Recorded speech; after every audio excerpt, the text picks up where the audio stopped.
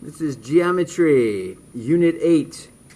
We'll be working with similarity. Today we will be solving proportions.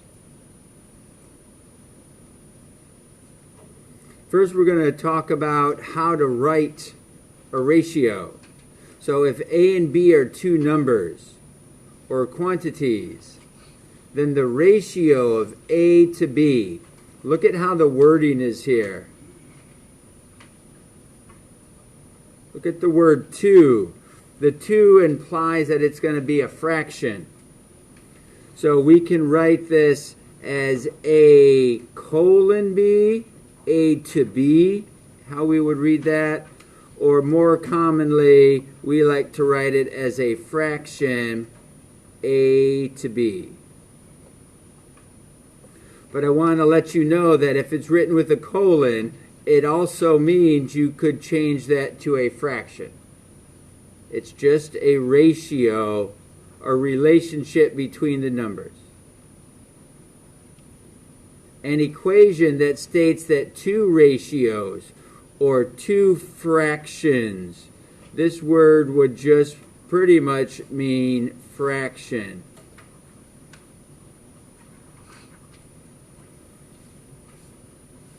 If two ratios are equal, then that would be a proportion. And we'll work with proportions at the bottom of this page. First, we're going to start off with simplifying ratios.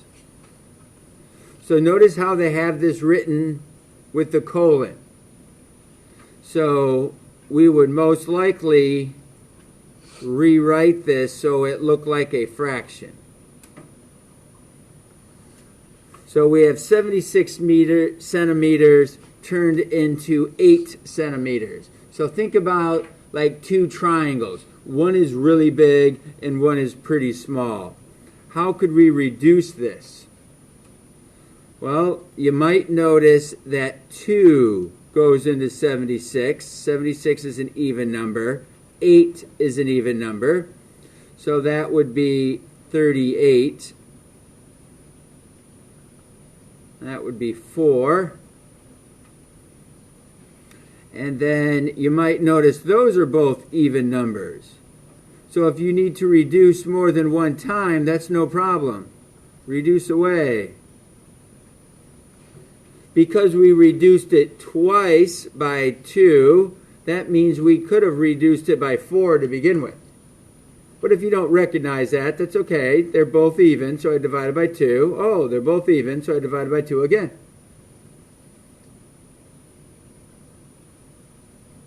Now, when you look at letter B, the one thing to recognize here is that the units are different. The units have to be the same to reduce. It's your choice. You can make them both feet, or you can make them both inches. It wouldn't matter. What would you like me to do?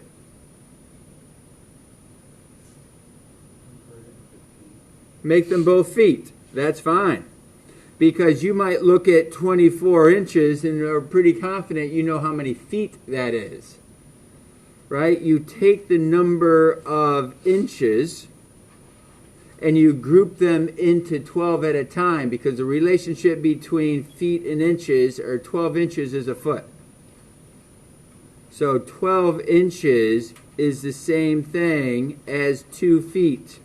Now you have your units the same. Now you're ready to reduce. So you may notice that these are both even numbers.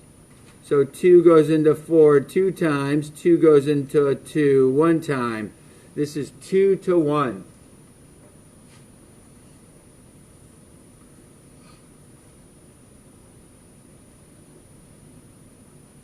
This one's written with a word. The first one, remember, was written with a colon. The second one was written as a fraction. The third one was written with the word 2. 2 is telling us what side or what portion goes on top of the fraction. The first portion goes on top. 4 meters to 18 meters.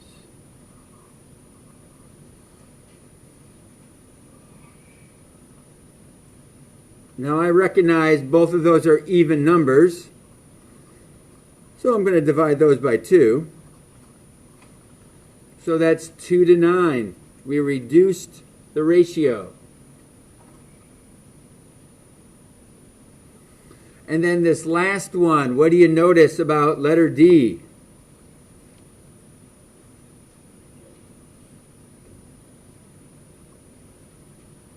You may notice that the units are different. We can turn them into the same units. We know that there are 3 yards, actually the other way around, there are 3 feet in a yard. So if you take your feet and you divide that into 3 equal pieces, that's going to be the number of yards that you have. So 33 yards is going to be the same thing as our 9 feet, but our 9 feet is going to be the same thing as 3 yards. Now we're ready to reduce. I realize that both of these are divisible by 3. 3 goes into 33, 1, 1, which is 11. 3 goes into 3 just one time. So this is 11 to 1. So notice you need to have the units the same to be able to simplify. Do you put units in your answer or no? I wouldn't put units in the answers. Just 11 to 1, 2 to 9, 2 to 1, 19 to 2. Here's a type of question that is on the PSAT. These are extended ratios. Notice how they're written with the colon. Sometimes that scares us. Like, what does that mean? The measures of the angles of a triangle are in the extended ratio of 2 to 3 to 4. Now listen to that again. The measures of the angles. Well, I know the angles of a triangle, they have to add up to 180. No matter what the triangle looks like, I know the measures of the angles of a triangle are going to add up to 180. If they are in this extended ratio, then 2 times something plus 3 times something plus 4 times that same something, that has to add up to equal 180. So it doesn't look like 5. 2 times 5, that's 10, 15, and 20. That doesn't seem to add up to 180. You could keep kind of guessing your way through it. Maybe it's 20, 30, and 40 times by 10 each time. We're trying to figure out what x is. So we can solve for the x. We can calculate what that common ratio, that common missing factor is going to be. That's 5 plus 4 is 9x.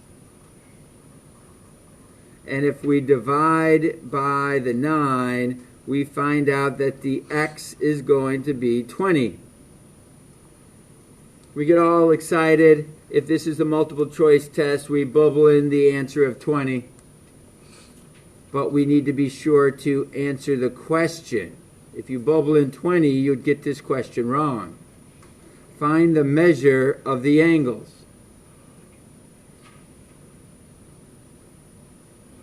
So we need to say 2 times 20. That would be 40 degrees. 3 times x, which is 20. That's 60 degrees. In answering the last question, 4 times 20, that's 80 degrees. Now we found all 3 angles that add up to 180 that are reduced to 2 to 3 to 4. They would be in an extended ratio of 2 to 3 to 4.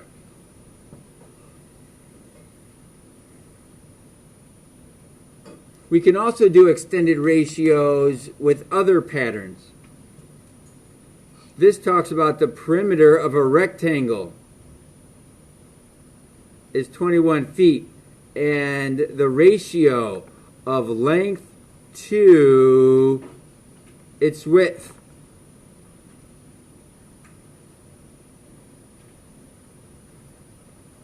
That's telling us that the 5 would be the length and the 20 would be the width, because of the order they have the words here. Length to width. 5 to 2. Find the length and the width. So if we have a rectangle,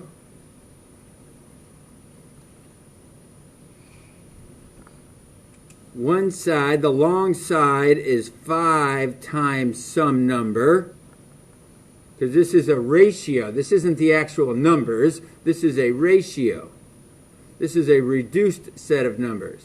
So 5 times some number and 2 times some number. So this is the width and this is the length, because the length is the longer number. The width is the shorter number. If we're talking about perimeter, we have to keep going around the whole shape. So this is going to be 5x. That's also your length. And 2x, because that's also your width.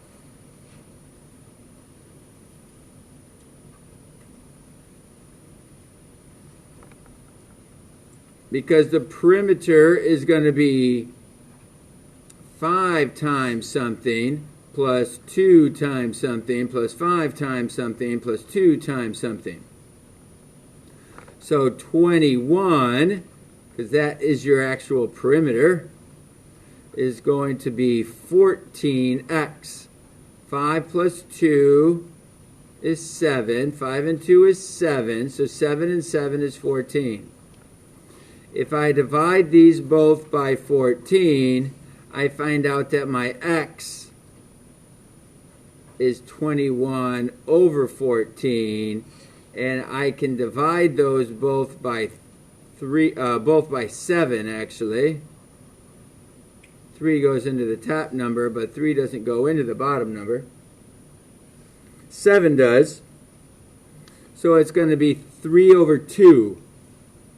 So x is going to be 3 over 2. But that's not my answer. My answer is find the length and the width.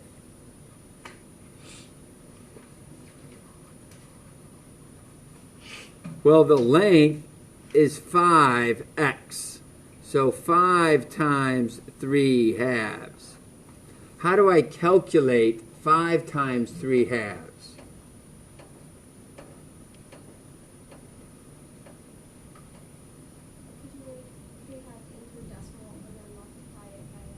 You could turn a fraction into a decimal. The problem with that is you become calculator dependent. All right, let's turn the 5 into a fraction by placing it over 1. Then we can multiply the top numbers to each other and get 15. Multiply the bottom numbers to each other and get the answer of 2. So it's 15 to 2. Now, if you prefer having that as a decimal, you're welcome to it. So the length would be 7.5 feet. The width, remember, it's 5 to 2, and 2 is the width. So it would be 2 times 3 over 2.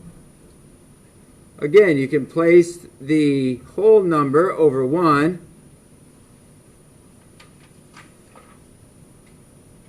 Multiply straight across and get 6 over 2, which is reduced to 3, and that would be 3 feet.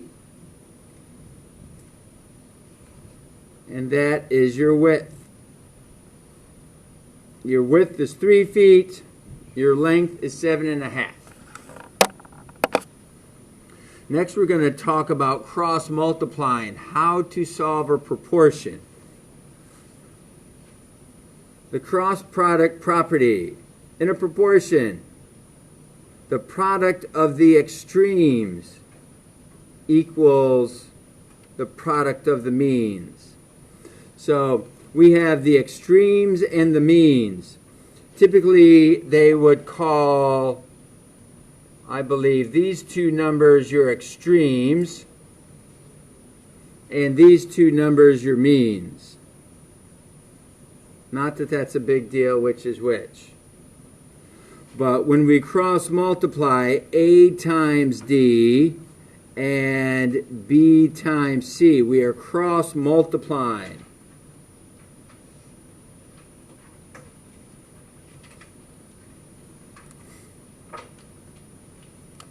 There's multiple ways to solve a proportion.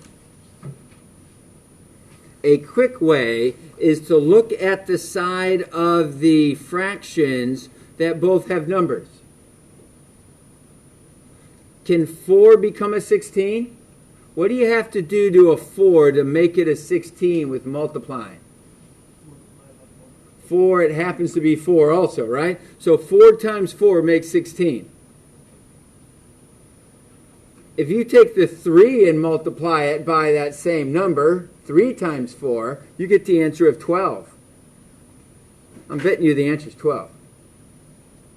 Let's cross multiply and see if we get 12. So cross multiply. So 16 times 3 happens to be 48. 4 and the x gives you 4x. We divide by the 4. 4 goes into 4 once. 4 goes into 8 twice. So that gives us 12. So either method works.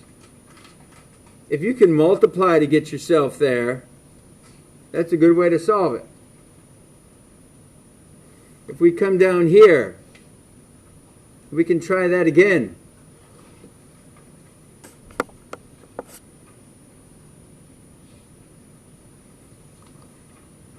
Now, we can't do it with the letters because we don't know what we're doing to turn it into. But here we have 2's and 8's. So let's talk about the 2 becoming an 8. What would we have to multiply the 2 by to make it an 8? It happens to be 4 again. That's just a coincidence. But 2 times 4 makes 8. So we're going to take the 5 times 4 to make 20. I'm betting y is 20. You got your answer. Let's use cross multiplying just to check our answer. Give us another method to solve this. 5 times 8 is 40. 2y. Divide by 2 to both sides. And now you're seeing it. 2 goes into 4 2 times. 2 goes into 0 0 times. Y is going to be 20. So either method works. This gives us a little bit more work to show, but you should be able to verify that for sure. This is the value of y. Now, that little pattern about multiplying, that kind of falls apart when the example's like this. You might see that 3 becomes 9 by multiplying by 3. Or the 9 becomes, let's see, the 3 becomes a 9 by multiplying by 3. That's correct. I can't do that when I have x's on both sides. It doesn't quite work out the same way. I still don't know what x is. So, cross multiplying is your other option. Cross multiplying will always work in a proportion. You don't have to have multiple skills. Notice this is a binomial. 2 parts to it. X minus 3, 2 parts. So this is 9 times x minus 3.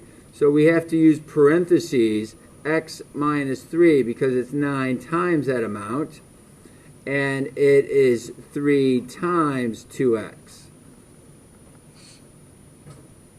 So then we will distribute to get 9x minus 27 and distribute, and that gives us 6x.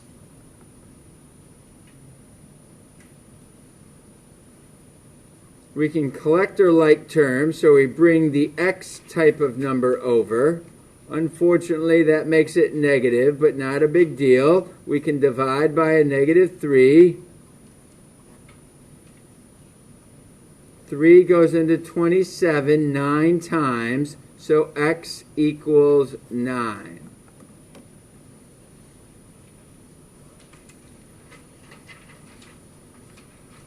So that was solving proportions. We use cross products to do that.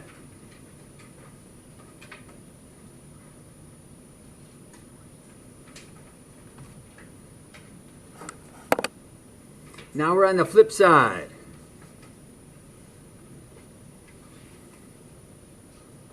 We're going to talk about geometric shapes and solving out the proportions that they give us. If two ratios are equal, then their reciprocals are also equal. So you can write a proportion in a different format by flipping both fractions over. That's what this is about.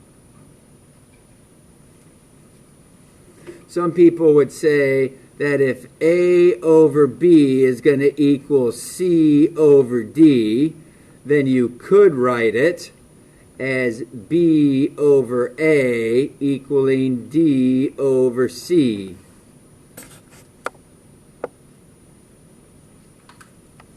If you take the fraction and put the A on bottom and the C on bottom, notice that you'd still be multiplying the A and the D. You'd still be multiplying the B and the C, and you'll get the same answer. Doesn't change.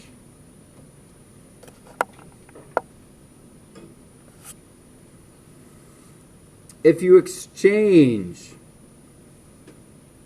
you can exchange either one of them. We saw the terms on the other side.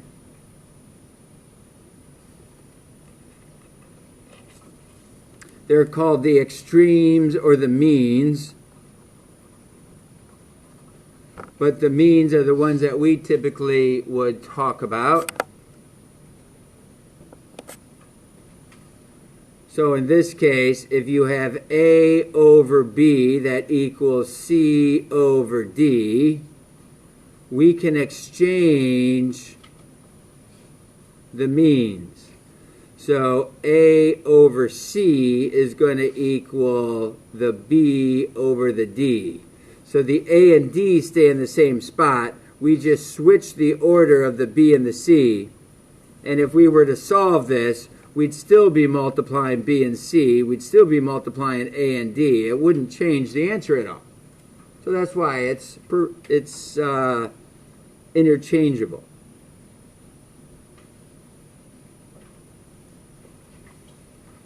All right, last one. This is a little bit weirder of one, but it comes up with some of the geometric shapes. In a proportion, if you add the value of each ratio's denominator to its numerator, then you form another true proportion. So if you have this A over B that equals C over D, you can take the denominator, this is a little weird, take the denominator, add it to the numerator, and you do it to both sides. That would be another true proportion. So you're going to see in some of our problems where we're actually adding two pieces together, and that would be using this property. All right, this first problem says, in the diagram, we know that these are true facts. AC over DF equals BC over EF. We haven't talked about why that is true. We're just going to go with, okay, they give us this given information. Write 4 true proportions. Well, one proportion we know is exactly the way this is written. We're going to take the AC over the DF and the BC over the EF. There's one. So that's writing their proportion exactly the way it's written. That's one way to do it. Next, we're going to rewrite that using reciprocals. So to use reciprocals, we're going to flip our first fraction. And we're going to flip our second fraction. That's a good skill to get the x on top. A lot of times, having the x on top is convenient. So if you flip both fractions, now you have the x on top. That's going to be the same ratio in terms of solving for x.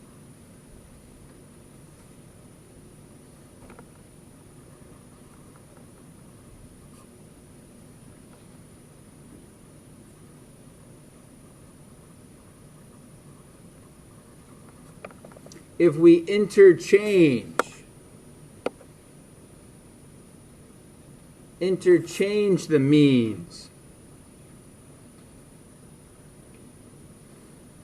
So interchange our two numbers. So that would be 12 over 9.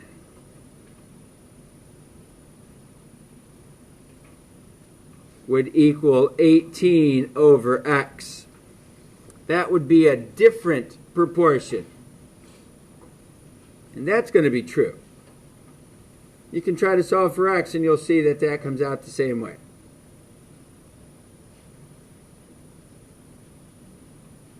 And then the last one.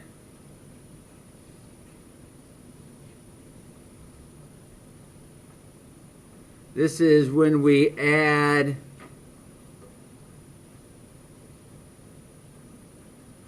the denominator.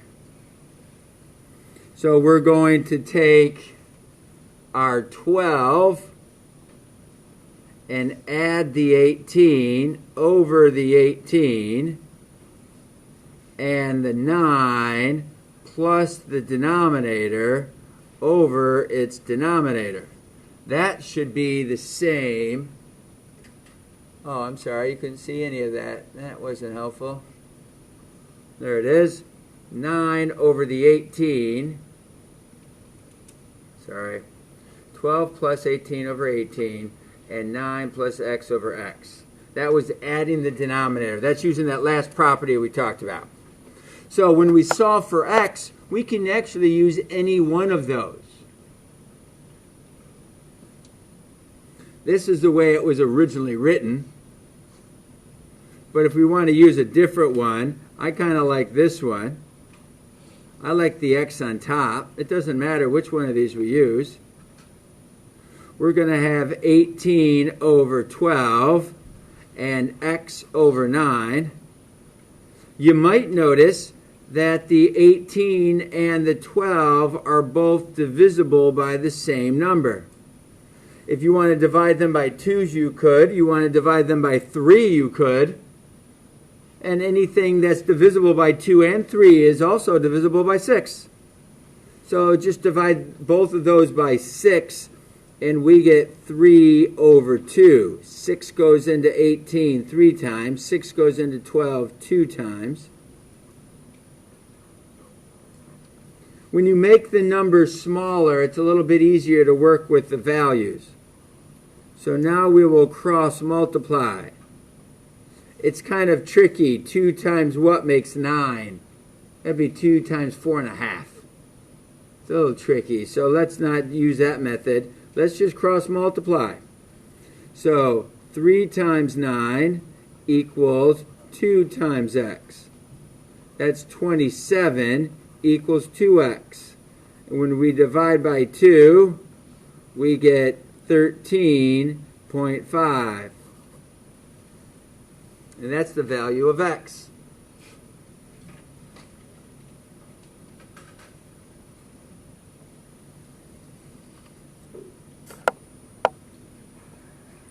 So we've talked about some properties of proportions. We looked at the different properties. Now we used one of the properties to solve for x.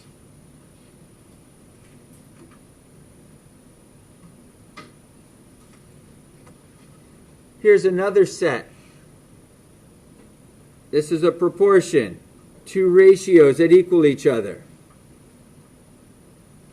JL, look over here at your picture, JL. JL is the top part of this side of the triangle. What would we call that top side of the triangle?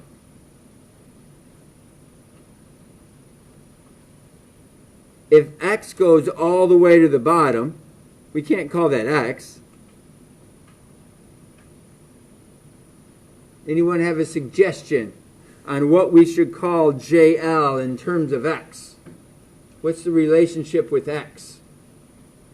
Is JL bigger than x or smaller than x? Smaller. How much smaller? 2 smaller, right? So we could call this JL side the total x minus the part we're not interested in. The total x minus 2. So x minus 2 is JL. Well, LH, of course, is 2. JK is 15. And KG is 5. If you look closely, that is a new property we'll talk about in the future. That if you have a side, it happens to be parallel to this side, then it's going to divide the 2 sides proportionally. So you have the top part and the bottom part. The top part over the bottom part. Those are 2 proportions of how sides get split up. Now we can solve this. Because of the binomial, it's probably easier to cross multiply. So we have 5 times x minus 2 and 2 times 15. Distribute gives us 5x minus 10 and 30. Add the 10 across, gives us 40. Divide by the 5, and x equals 8. You get all excited, you say 8's your answer. In a multiple choice test, you might even bubble in the number 8, because that might actually be an answer. But it's not a correct answer, because they want to know what JH is. JH is the whole value. In this case, that would be correct. JH is going to be 8. But JL is just part of that answer. JL is going to be the total length minus the 2 you're not interested in. So JL is going to be 6. That's the x minus the 2, the JL. Last one. KL. K to L would be 12. G to H is our unknown. We'll call it GH. JK, which is 15. and J to G, which is 15 plus the 5. J to G is the 15 plus the 5. Look at the proportion we just talked about. This is the small triangle and the large triangle, those two corresponding bases. The small triangle and the large triangle. So we'll learn about those properties more in the future. So this is 12, this is GH, this is 15. We cannot divide the 15s out here, remember. Don't divide the 15s out. This becomes 20. If you would like to reduce, if you notice that those are both divisible by 5, you're welcome to call this 12 over GH equals 3 over 4. You're welcome to do that. And look at our shortcut. 3 times what makes 12? 3 times 4 makes 12. So what is 4 times 4 going to be?